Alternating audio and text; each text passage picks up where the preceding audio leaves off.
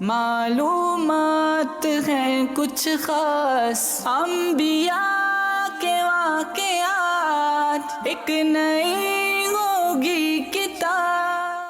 الحمدللہ رب العالمین والصلاة والسلام علی سید المرسلین، اما بعد فاعوذ باللہ من الشیطان الرجیم، بسم اللہ الرحمن الرحیم۔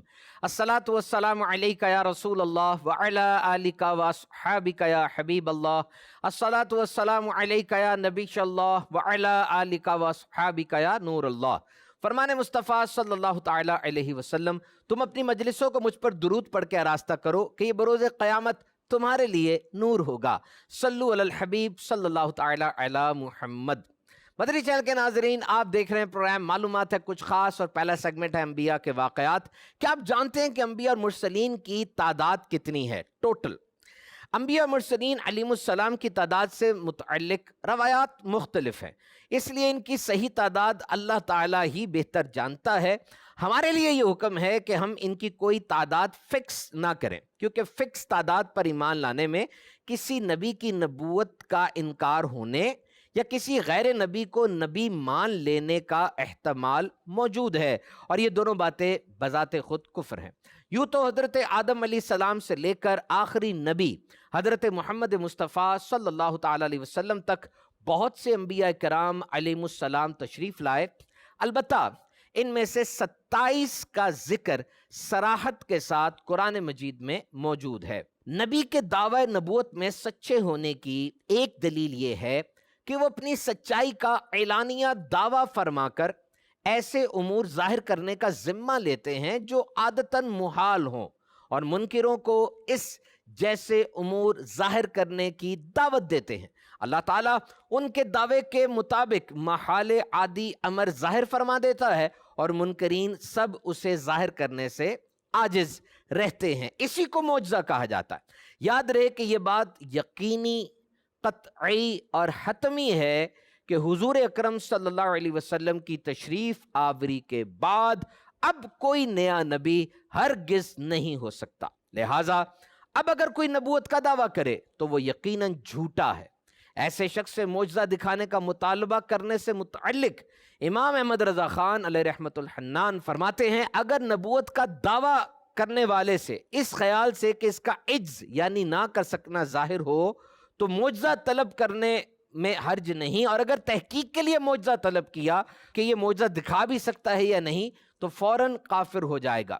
قرآن و حدیث میں انبیاء و مرسلین کے کثیر معجزات کا ذکر ہے، جیسے حضرت صالح علیہ السلام کی اونٹنی جو پہاڑ سے نکلی تھی، حضرت موسیٰ علیہ السلام کے عصا کا سانپ بن جانا، ہاتھ کا روشن ہو جانا، پتھر پر عصا مارنے سے پانی کے چشمے جاری ہو جانا، دریا پر عصا مارنے سے اس میں خشک راستے بن جانا، حضرت عیسیٰ علیہ السلام کا دودھ پینے کے دنوں میں کلام فرمانا، مردوں کو زندہ کرنا، پیدائشی نابینا کو آنکھوں کا نور اور کوڑ کے مریض کو شفا دینا، اور ہمارے آقا محمد مصطفیٰ صلی اللہ تعالی علیہ وسلم کے معجزات بے شمار ہیں۔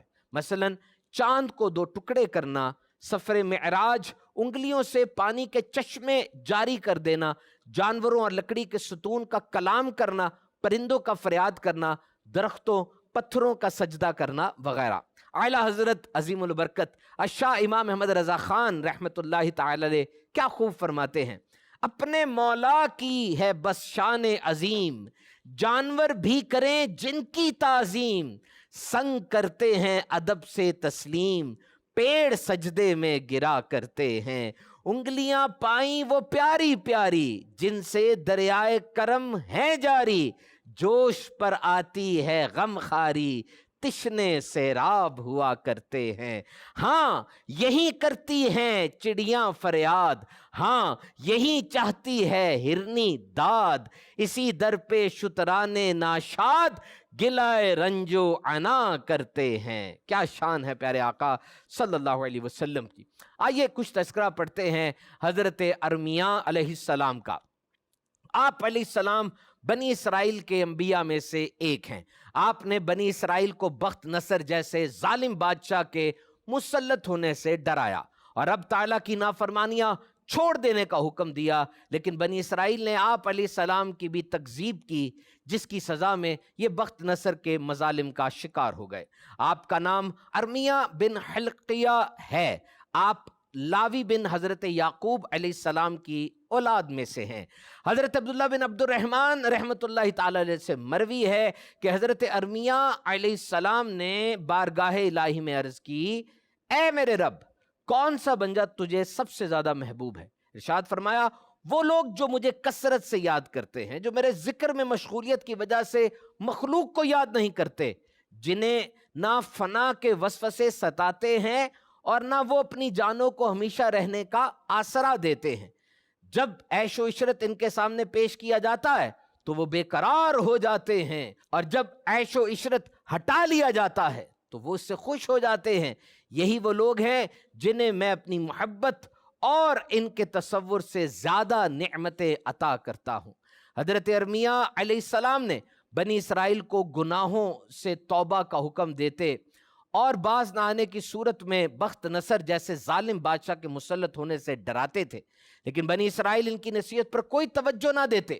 مسلسل وارننگز اور انسٹرکشنز کے بعد جب آپ نے دیکھا کہ یہ لوگ کسی صورت گناہوں سے باز نہیں آئیں گے تو آپ ان سے جدا ہو گئے، اور یہاں بخت نصر نے حملہ کر کے انہیں تباہ و برباد کر دیا، بیت المقدس کو ویران کر دیا۔ بعض روایت میں یہ بھی ہے کہ جب حضرت ارمیہ علیہ السلام نے بنی اسرائیل کو رب تعالیٰ کا پیغام پہنچایا اور بنی اسرائیل نے اس پیغام میں وعید و عذاب کی بات سنی تو بھڑک اٹھے، حضرت ارمیہ کو جھٹلایا، طرح طرح کے الزام لگائے، مجنوں کہا، پکڑ کر قید کر دیا، ہاتھ پاؤں میں زنجیریں ڈال دیں۔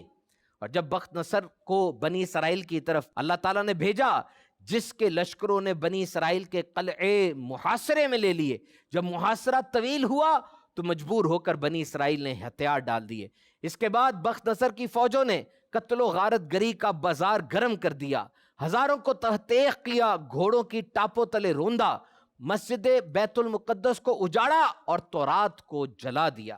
حضرت وہب بن منبہ فرماتے کہ جب بخت نصر قتل و غارت گری سے فارغ ہوا تو اس کو بتایا گیا کہ ان میں ایک شخص ہے جو انہیں ان مصائب سے ڈرایا کرتا تھا اور تمہارے مسلط ہونے کی خبر دیا کرتا تھا۔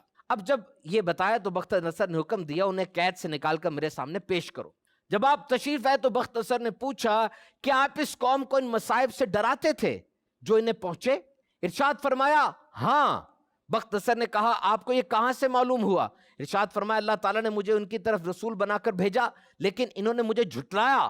بخت نصر نے کہا، انہوں نے آپ کو جھٹلایا، مارا اور قید کر دیا؟ ارشاد فرمایا، ہاں۔ بخت نصر نے کہا، وہ لوگ کتنے برے ہیں جنہوں نے اپنے نبی کو جھٹلایا اور اپنے رب کے پیغام کو نہ مانا۔ پھر بخت نصر نے آپ کو یہ کہا کہ آپ میرے ساتھ ملنا چاہیں گے تاکہ میں آپ کو عزت و منصب دوں، اور اگر آپ چاہیں تو اپنی سرزمین میں ہی قیام فرمائے، میری طرف سے آپ کو امان ہے۔ حضرت ارمیہ نے فرمایا، میں ہمیشہ سے ہی اللہ تعالیٰ کی حفاظت اور امان میں ہوں اور اس سے لمحہ بھر بھی نہیں نکلا۔ اگر بنی اسرائیل اپنے رب کا حکم مان لیتے تو وہ نہ تجھ سے ڈرتے اور نہ کسی اور سے، اور نہ ہی تو ان پر مسلط ہو سکتا تھا۔ یہ سن کر بخت نصر نے آپ کو چھوڑ دیا۔ اس کے بعد آپ بیت المقدس میں ہی قیام پذیر ہو گئے۔ اس واقعے سے معلوم ہوا کہ گناہوں اور نافرمانیوں کے سبب ظالم و جابر حکمران کی صورت میں بھی عذاب الہی مسلط ہو سکتا ہے۔ لہٰذا مسلمانوں کو چاہیے کہ اللہ تعالیٰ اور اس کے رسول صلی اللہ علیہ وسلم کی اطاعت و فرما برداری کو مضبوطی سے تھام لیں تاکہ ظالم حکمران کی شکل میں عذاب الہی سے محفوظ رہیں۔ مدنی چینل کے ناظرین، آئیے بڑھتے اپنے نیکسٹ سیگمنٹ کی طرف، جس کا نام ہے ہیلتھ ٹپ۔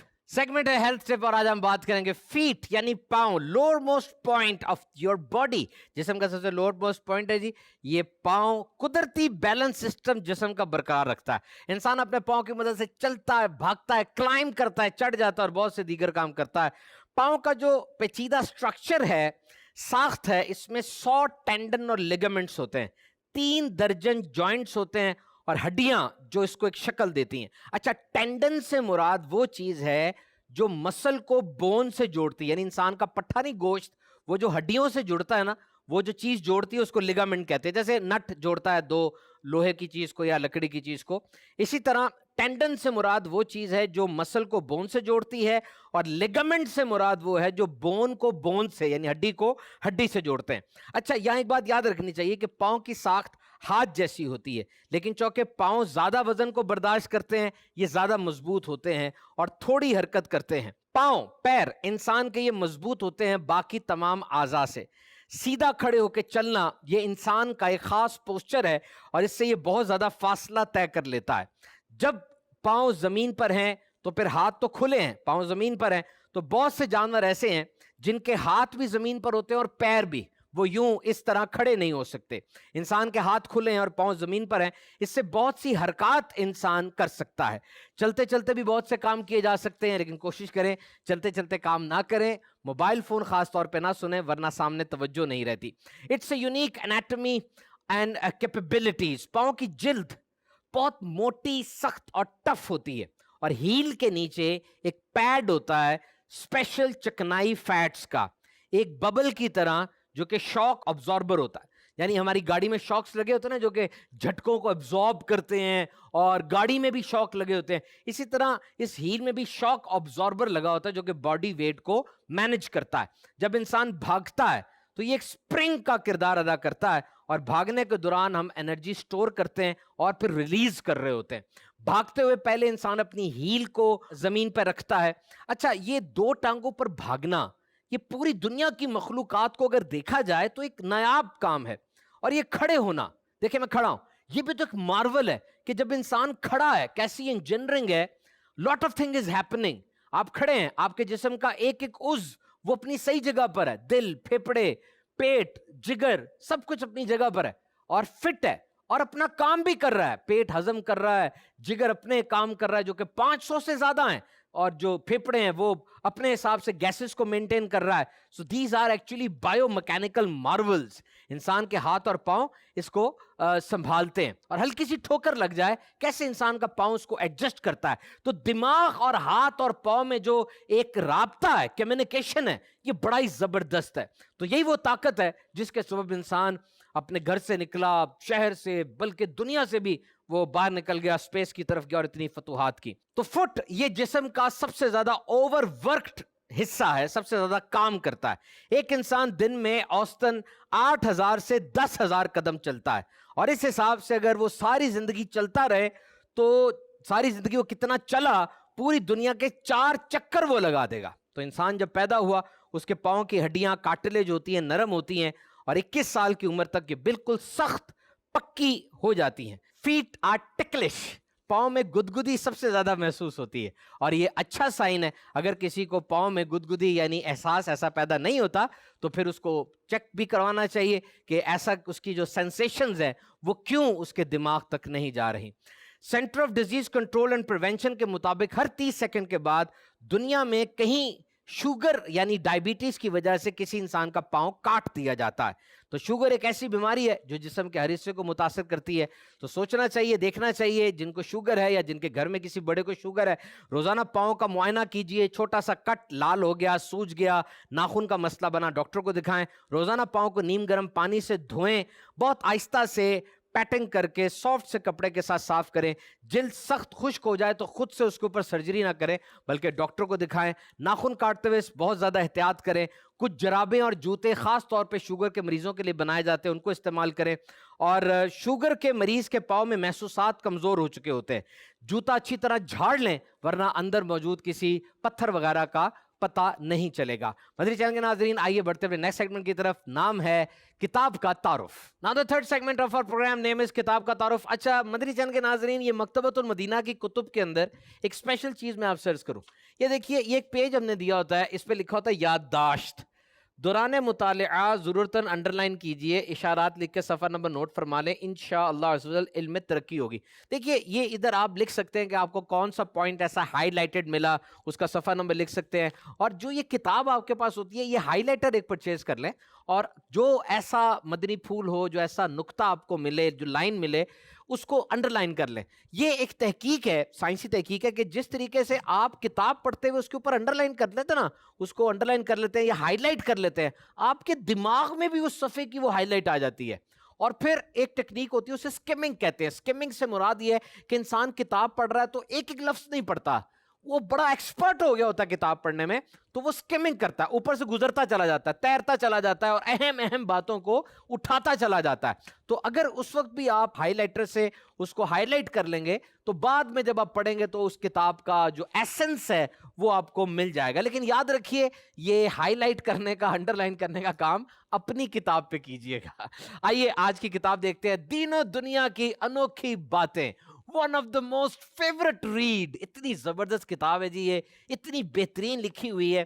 اور اس کتاب کے اندر جو سب سے پیاری بات ہے نا وہ یہ ہے کہ اس میں کوئی ایک موضوع نہیں ہے، یہ ڈفرنس موضوعات کے اوپر ہے.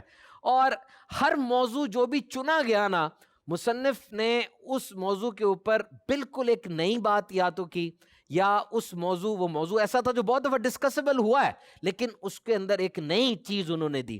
اب دیکھیے یہاں پر میں آپ سے عرض کرتا ہوں کہ یہ دین و دنیا کی جو انوکھی باتیں ہیں، اس میں فرمایا انہوں نے کہ یہ بہاؤالدین محمد بن احمد شافعی، ان کی کتاب ہے جی، عظیم اور انوکھی تصنیف ہے جس میں دین و دنیا کے عجائب و غرائب جمع ہیں. کتاب کا کوئی ایک موضوع متعین کرنا، فکس کرنا مشکل ہے. حضرت مصنف نے پوری کوشش فرمائی کہ انسانی زندگی سے جڑی ہر شے سے متعلق، یعنی ایچ اینڈ ایوری میٹر، اس کے بارے میں کافی و وافی معلومات فراہم کر دی جائیں.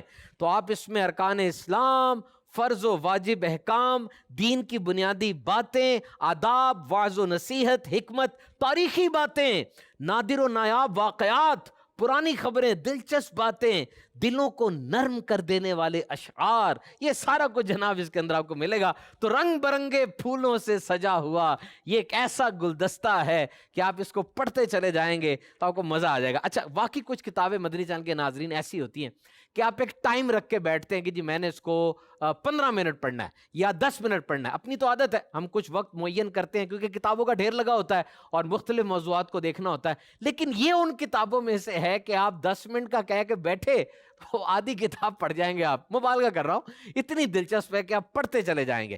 دیکھیں اس کے 265 پر آپ کو ایک بات بتاؤں. نبی مکرم صلی اللہ علیہ وسلم کا کھانا، حضور نبی پاک صلی اللہ علیہ وسلم زمین پر بیٹھ کے کھانا تناول فرماتے، زمین پر تشریف فرما ہوتے اور ارشاد فرماتے بے شک میں بندہ ہوں اور بندے کی طرح کھانا کھاتا ہوں اور بندے کی طرح بیٹھتا ہوں. آپ ٹیک لگا کر اونچے دسترخوان پر کھانا تناول نہ فرماتے، بغیر چھنے جو کی روٹی کھاتے، ککڑی تر کھجور کے ساتھ ملا کر بھی تناول فرماتے، اور فرماتے ککڑی کی ٹھنڈ کھجور کی گرمی کو مٹا دیتی ہے. آپ کو کھانوں میں گوشت بہت زیادہ پسند تھا اور آپ یہ فرماتے گوشت سننے کی قوت بڑھاتا ہے، اور اگر میں اپنے رب عز و جل سے سوال کرتا وہ مجھے ہر روز گوشت کھلائے تو وہ ضرور ایسا کرتا. آپ صلی اللہ علیہ وسلم کدو پسند فرماتے اور فرماتے اے عائشہ جب تم ہانڈی پکاؤ تو اس میں کدو زیادہ ڈالو کیونکہ یہ غمگین دل کو مضبوط کرتا ہے، اور یہ بھی فرماتے جب تم کدو پکاؤ تو اس کا شوربہ زیادہ کرو. اب یہاں پر دیکھیے یہ صفحہ نمبر 397 پہ سخاوت آپ نے سنا ہوگا، جنروسٹی بہت مشہور ٹاپک ہے، لیکن دیکھیے یہاں پر کتنا پیارا ایک انداز سخاوت کا. حضرت سیدنا امام عامش رحمۃ اللہ تعالی علیہ کا بیان ہے کہ میرے پاس ایک بکری تھی جو بیمار ہو گئی اور میرے بچے اس کے دودھ سے محروم ہو گئے. حضرت سیدنا خثیمہ بن عبد الرحمن صبح شام بکری کی خیریت معلوم کرنے تشریف لاتے اور مجھ سے پوچھتے کیا بکری نے چارہ کھایا ہے؟ جب سے بچے بکری کے دودھ سے محروم ہوئے ہیں ان کا کیا حال ہے؟ میں ایک کپڑا بچھا کر اس پہ بیٹھا کرتا تھا، جب آپ جانے لگتے تو فرماتے کہ اس کپڑے کے نیچے جو ہے وہ لے لینا. اس طرح بکری کی بیماری کے دوران آپ نے مجھے 300 سے زیادہ دینار عطا فرمائے، یہاں تک کہ میں تمنا کرنے لگا بکری ٹھیک ہی نہ ہو. اتنا ماشاءاللہ سخاوت. تو یہ دیکھیے آپ اس کتاب کے اندر کتنا خوبصورت انداز سے بیان کیا گیا ہے. حاتم طائی کا تذکرہ، 3 سخی صحابہ، ذلت سے بچنے کے لیے سخاوت، اور سواری کا جانور بھی بھوکوں کو کھلا دیا، ماشاءاللہ بہت ہی اچھے انداز. اسی طرح اس کے صفحہ نمبر 11 پر یہ بتایا گیا ہے کہ یہاں پر کس انداز سے کتاب کی تفصیل رکھی گئی ہے اور پوری انہوں نے لسٹ اس میں دی ہے. تو اسلامک ریسرچ سینٹر نے اس پر جو کام کیا اور پھر اس کو بڑا بہترین انداز سے کنورٹ کیا. آئیے اس میں مصنف کا کچھ تعارف سن لیتے ہیں. حضرت امام بہاؤالدین محمد بن احمد مصری شافعی، آپ 10 سال کی عمر میں آپ نے قرآن پاک حفظ کیا اور نماز تراویح پڑھائی. آپ کو امام، ادیب، شیخ اور بہاؤدین جیسے القابات دیے گئے ماشاءاللہ۔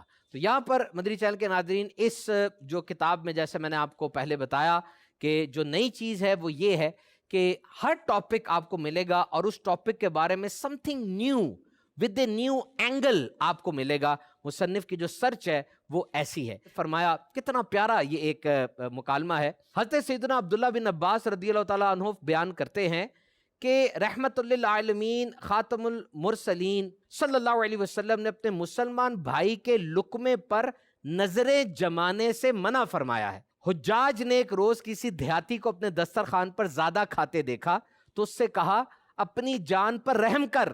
دیہاتی نے کہا آپ اپنی نگاہیں جھکا کے رکھیں۔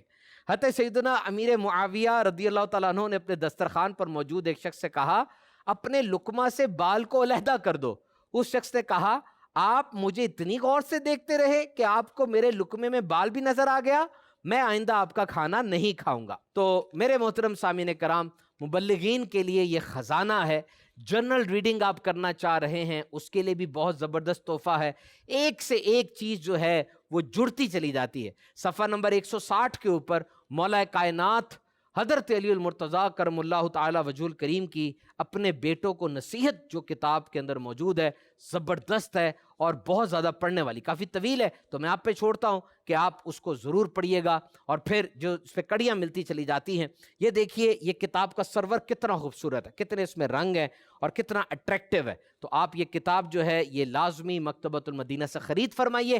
آپ اس کتاب کا مطالعہ آن لائن کرنا چاہتے ہیں تو دعوت اسلامی کا آفیشیل ویب سائٹ www.dawatislami.net پر جائیے، وہاں پر ٹائپ کیجئے، یہ کتاب آپ ڈاؤن لوڈ بھی کر سکتے ہیں، تحفے میں بھی دیجیے گا۔ آئیے بڑھتے ہیں اپنے لاسٹ سیگمنٹ کی طرف، نام ہے soft skills. Now the last segment of our program named soft skill۔ آج ہم بات کریں گے بہت اہم موضوع پر، موضوع ہے اوور تھنکنگ، زیادہ سوچنا، یعنی کسی بھی بات کے بارے میں حد سے زیادہ سوچنا اور دیر تک سوچتے رہنا۔ کوئی مسئلہ نہیں تھا، کوئی پرابلم نہیں تھی، اس چیز کے بارے میں آپ نے اتنا زیادہ سوچا کہ جہاں مسئلہ نہیں تھا مسائل کا ڈھیر لگ گیا، اور یہ لوگوں کی کچھ کی عادت بن جاتی ہے۔ اور یاد رکھیے یہ مایوسی کی اور اداسی کی بہت بڑی وجہ ہے، بگسٹ کاز آف انہیپینس۔ نفسیاتی امراض اس کی وجہ سے پھیلتے ہیں، بلکہ ایک تحقیق کے مطابق نفسیاتی امراض چاہے وہ ٹینشن ہو، پینک اٹیکس ہو، ڈپریشن ہو، اس کی اہم ترین وجہ وہ یہی ہے، یعنی overthinking. Remember it's a mind trap robbing you from the gifts of the very moment. یہ دماغ کا ایک پھندا ہوتا ہے اوور تھنکنگ، جو کہ آپ کو اس وقت موجودہ حالت میں جو آپ کے پاس نعمتیں ہیں، جو آپ کے پاس پازیٹیو چیزیں ہیں، ان سے لاپرواہ کر دیتا ہے اور اوور لک کر دیتا ہے۔ یہ دماغ کا جال ہے۔ Focus on the positive side always. جب بھی آپ کسی چیز کے بارے میں سوچیں، آپ یہ دیکھیں مثبت کیا ہو رہا ہے، وہ چیزیں جن کے بارے میں آپ شکر گزار ہو سکتے ہیں۔ ابھی دیکھیے آنکھیں ہیں، زبان ہے، آپ کا ہاتھ ہے، پاؤں سلامت ہے، کتنی باتیں ایسی ہیں جس پہ آپ شکر گزار ہو سکتے ہیں۔ Remember energy flu where attraction goes. جس طرف آپ کی توجہ جاتی ہے آپ کے جسم کی ساری طاقت بھی اسی طرف جاتی ہے۔ جس چیز کو آپ سوچتے ہیں نا، جس چیز پہ آپ فوکس کرتے ہیں، وہی چیز پھلتی پھولتی اور بڑی ہوتی ہے۔ اب سوچیں اگر کوئی انسان اپنی کامیابی پہ فوکس کرے، جو نعمتیں اس کو ملی ہیں اس پہ فوکس کرے، تو کامیابی بڑھے گی، پھلے پھولے گی۔ اور ایک انسان جان بوجھ کر منفی چیزوں پہ غور کرے کہ مجھے فلاں چیز نہیں ملی، میری یہ محرومی ہے، میں اس چیز سے خالی ہو گیا، اب جتنا وہ اس کے بارے میں سوچے گا وہی نیگیٹو چیز بڑی پہاڑ بن جائے گی۔ تو دہرائیں اپنے ذہن میں مثبت الفاظ کو، اور خاص طور پہ منفی اور سٹریس دینے والی سوچوں کے اوپر سادہ، خوبصورت اور پرسکون الفاظ کا پینٹ کر لیں۔ نماز، درود و سلام، خانہ کعبہ شریف، گنبد خضرا شریف، رحمت للعالمین صلی اللہ علیہ وسلم، بخشش، مغفرت۔ یاد رکھیے الفاظ جو میں نے بولے دیز آر ویری پاورفل، یہ بڑے پاورفل الفاظ ہیں۔ جب آپ اس کو دہرائیں گے اپنے ذہن میں، ایکو ہوگی، گونج پیدا ہوگی ذہن میں، تو انشاءاللہ عز و جل آپ کا وہ جو ایک خطرہ دماغ میں آ گیا وہ ٹلتا چلا جائے گا۔ یاد رکھیے سوچوں کی جگالی کبھی نہ کریں۔ اگر ایک گائے جب بیٹھتی ہے، کھانا اس نے کھایا ہوتا ہے، اس کو جگالی کرتی ہے، خوب پیس دیتی ہے اس کو، پھر نگلتی ہے۔ اگر ہم بھی سوچوں کی جگالی کرنے کے لیے جائیں گے تو یاد رکھیے گا اس سے کوئی اچھا آؤٹ پٹ نہیں ملے گا۔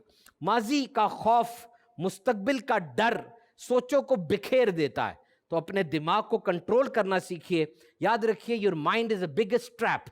اگر ایک انسان اپنے دماغ کی باتیں مانتا چلا جاتا ہے، دماغ اس کو اندھیری گلی میں لے جاتا ہے۔ آپ نے اپنے دماغ پر ایک گارڈ بن کے بیٹھنا ہے۔ دروازے کے باہر ایک گارڈ کھڑا ہوتا ہے نا، جس کو صحیح سمجھتا اس کو اندر گھساتا ہے اور جس کو غلط سمجھتا اس کو اندر نہیں جانے دیتا۔